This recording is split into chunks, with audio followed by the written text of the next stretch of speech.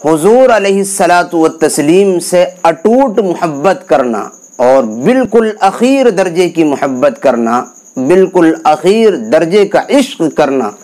یہ ہر مومن کے لیے اس کے ایمان کا تقاضا ہے۔ بلکہ اگر یوں کہا جائے کہ حضور علیہ الصلاۃ والتسلیم سے بالکل اخیر درجے کی محبت اگر کوئی نہیں کرتا ہے، حتیٰ کہ اپنی جان، اپنے والدین، اپنے کسی بھی عزیز کو جناب رسول اللہ صلی اللہ علیہ وسلم سے افضل اور بہتر اور عزیز جانتا ہے، تو سمجھ لینا چاہیے حدیث پاک کی کے بیان کے مطابق کہ اس کا ایمان مکمل نہیں ہے۔ اس لیے جب حضور سے اس درجے کی محبت کا تقاضا ایمان کا ہے اور اللہ نے اس کا حکم دیا ہے، تو ہمیں حضور کے ہر ایک ایک عمل اور ایک ایک نقل و حرکت، آپ کے جسم اور باڈی کی بارے میں مکمل طریقے پر معلومات رکھنا یہ ہمارے لیے ضروری ہے۔ اس لیے آج آپ حضرات کی خدمت میں احادیث کی روشنی میں جناب رسول اللہ صلی اللہ علیہ وسلم کا حلیہ مبارک بیان کرنے جا رہا ہوں۔ یوں تو حضور علیہ الصلاۃ والتسلیم کے جمال، آپ کے حسن اور خوبصورتی کو مکمل طریقے پر بیان کرنا اور اس کی مکمل طریقے پر منظر کشی کر دینا یہ ناممکن بات ہے، اس کا حق ادا ہو ہی نہیں سکتا ہے۔ اس لیے امام قرطبی رحمہ اللہ تعالی عنہ نے فرمایا ہے کہ حضور علیہ الصلاۃ والتسلیم کا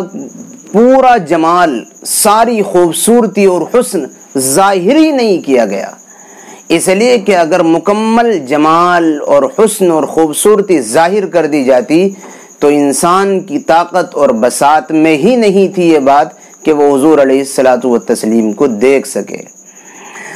آج حضرت انس رضی اللہ تعالی عنہ اور حضرت علی المرتضی رضی اللہ تعالی عنہ حضور علیہ الصلاۃ والتسلیم کے حلیے کے بارے میں فرماتے ہیں کہ اللہ کے آخری پیغمبر جناب رسول اللہ صلی اللہ علیہ وسلم نہ پست قد تھے، یعنی چھوٹے قد کے بھی نہیں تھے، اور نہ بہت زیادہ لمبے تڑنگے تھے، بلکہ میانہ درمیانی قد والے تھے۔ یہ حضور علیہ الصلاۃ والتسلیم کا حسن اور خوبصورتی ہے۔ اور زاد المعاد میں ہے حضرت ام معبد، یہ حضور علیہ الصلاۃ والتسلیم سفر ہجرت میں ان کے پاس سے گزرے تو شام کو جب ان کے شوہر گھر واپس آئے تو انہوں نے حضور علیہ الصلاۃ والتسلیم کے قد کی جو منظر کشی کی ہے اور آپ کا جو قد بیان فرمایا ہے، وہ کہتی ہیں کہ جناب رسول اللہ صلی اللہ علیہ وسلم نہ اتنے لمبے تھے کہ ناگوار محسوس ہوں، اور نہ پستہ قد تھے کہ دیکھنے میں جچتے نہ ہوں، بلکہ درمیانی قد والے اور میانہ قد کے تھے۔ اور پھر آپ نے مثال سے سمجھایا کہ جیسے دو شاخوں کے درمیان ایک شاخ ہو جو دیکھنے میں ان دونوں شاخوں سے زیادہ خوبصورت، پر رونق اور خوبصورت منظر والی محسوس ہو، ایسے حضور علیہ الصلاۃ والتسلیم کا جمال اور آپ کا حلیہ تھا۔ حضرت ہند بن ابی حالہ جو حضور علیہ الصلاۃ والتسلیم کے لے پالک ہیں، ربیب ہیں، اور حضرت خدیجۃ الکبریٰ رضی اللہ تعالی عنہا کے بیٹے ہیں، منظر کشی کرنے میں اور حلیہ مبارک بیان کرنے میں بڑے ماہر تھے۔ جناب رسول اللہ صلی اللہ علیہ وسلم کے تعلق سے فرماتے ہیں کہ حضور علیہ الصلاۃ والتسلیم نہ پست قد تھے بلکہ درمیانہ قد کے ساتھ لمبائی کی جانب مائل تھے، یعنی بہت لمبے تو نہیں تھے لیکن لمبائی کی جانب مائل تھے، چھوٹا قد نہیں تھا بلکہ درمیانے قد والے حضور علیہ الصلاۃ والتسلیم سے تھے۔